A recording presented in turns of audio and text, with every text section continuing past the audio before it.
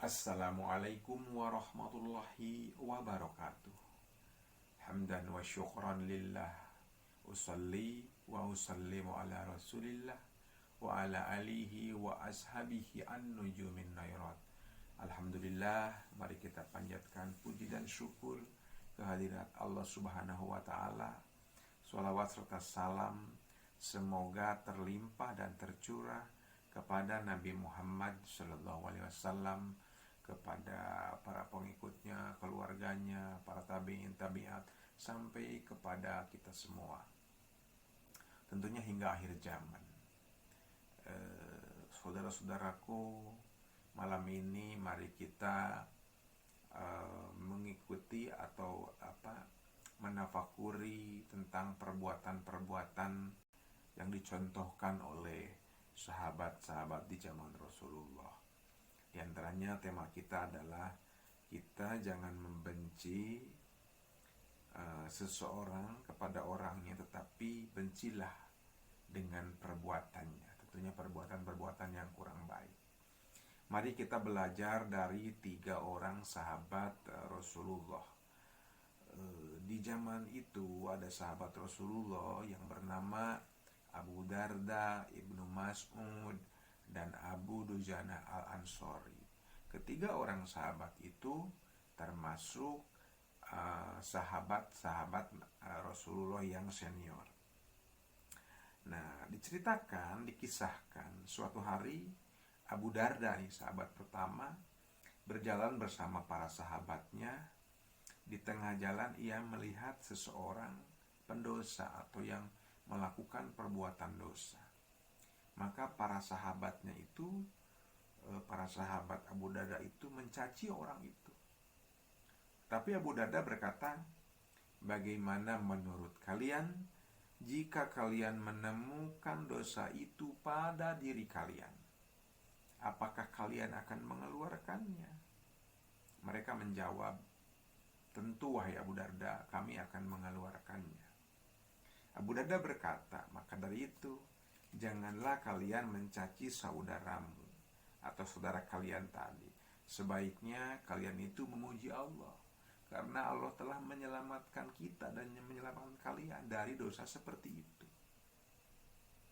Nah, kemudian mereka berkata kepada Abu Darda, "Apakah engkau tidak membenci orang itu?"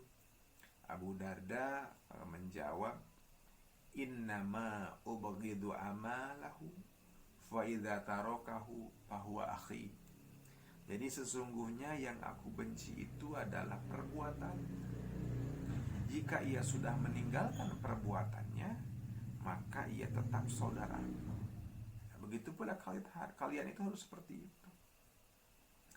Nah, lain lagi dengan sahabat Nabi yang satu lagi, yaitu Ibnu Mas'ud. Ibnu Mas'ud itu pernah berkata, "Jika kalian melihat seseorang yang melakukan perbuatan dosa, maka janganlah kalian ikut-ikutan menjadi backing setan terhadap orang itu dengan mengatakan, 'Ya Allah, balaslah perbuatannya. Ya Allah, laknatlah ia.'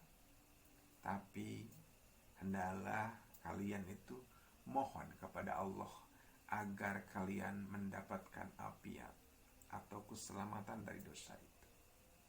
Sesungguhnya kita para sahabat Nabi," kata Ibnu Mas'ud, "tidak akan mengatakan sesuatu kepada orang lain sebelum seseorang itu sampai tahu tanda kematiannya. Jika akhir hidup orang itu ditutup dengan kebaikan, maka tahulah kita bahwa ia sudah mendapat kebaikan. Jika hidup orang itu berakhir dengan keburukan, maka kita menjadi takut mendapat yang seperti itu." Nah, begitulah sikap mulia Abu Darda, sikap mulia Ibnu Mas'ud dalam menyikapi pelaku-pelaku dosa. Padahal kalau dilihat dari perspektif kesucian pribadi sahabat Nabi itu, mereka tentu saja keduanya itu lebih pantas untuk mencaci para pelaku dosa. Sebagaimana kita ketahui bahwa Abu Darda itu orang yang terkenal sangat rajin ibadah. Begitu pula dengan Ibnu Mas'ud. Ibnu Mas'ud itu memiliki suara yang indah, sehingga membuat Rasulullah menangis ketika mendengar Ibnu Mas'ud membacakan Al-Quranul Karim di hadapan Rasulullah maksudnya. Dan bukan hanya itu, Ibnu Mas'ud yang bertubuh kecil, namun jika nanti ditimbang di mizan pada hari kiamat, maka betis Ibnu Mas'ud yang kecil itu akan melebihi beratnya gunung Uhud.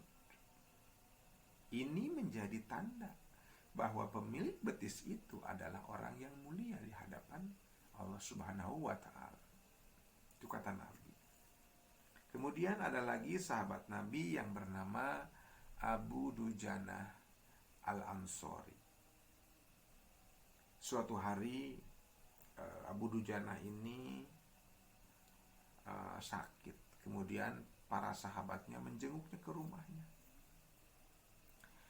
Yang mengherankan pada Abu Dujanah itu, meskipun dia sakit, wajahnya yang akibat sakit itu tetap memancarkan cahaya. Kemudian para sahabat melihat kondisi seperti itu, bertanya kepada Abu Dujanah, "Ma'li wajhika yatahallalu?"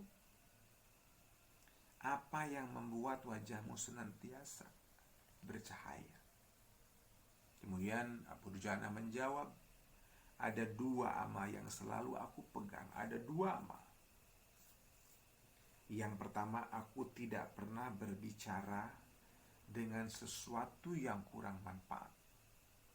Kedua, hatiku itu selalu menilai sesama muslim dengan hati yang tulus." Maka kita bisa melihat Abu Darda, Ibnu Mas'ud, Abu Dujanah menjalani hidup itu sesuai dengan hati mereka, setulus hati mereka. Jadi menilai orang itu bukan dengan sesuka hati. Karena kita akan bisa membedakan bahwa ada beda antara hidup sesuai hati dengan hidup sesuka hati. Jadi kita simpulkan bahwa setiap hati akan bercerai-berai, kecuali hati yang saling mencintai atas dasar kecintaan kepada Allah. Dan tentunya surga adalah tempat yang paling pantas untuk bersatunya hati seperti itu. Untuk itu marilah kita belajar dari apa yang ditampilkan oleh para sahabat yang tiga tadi, Abu Darda, Ibnu Mas'ud, dan Abu Dujanah Al-Ansori. Mudah-mudahan dan moga-moga kita bisa mencontoh akhlakul karim mereka. Mereka itu bisa hidup dalam lingkungan sosial, penata sosial dengan setulus hati, sehingga tidak buru-buru menjadi juri, menjadi panitia surga, tidak kita menentukan orang lain. Karena kita tidak tahu, mungkin hari ini kita berbuat baik, siapa tahu esok hari naudzubillah min dzalik. Tetapi kita harus memungkinkan juga, barangkali pada hari ini ada teman-teman sahabat kita kurang baik berlakunya, tapi suatu hari atau suatu waktu siapa tahu Allah memberikan hidayah sehingga kembali ke jalan yang baik dan di jalan Allah. Itulah barangkali yang saya sampaikan. Semoga apa yang saya sampaikan itu bermanfaat bagi kita semua. Saya akhiri dengan nun wal qalami wa ma yasturun. Hadanallahu wa iyyakum ajmain. Assalamualaikum warahmatullahi wabarakatuh.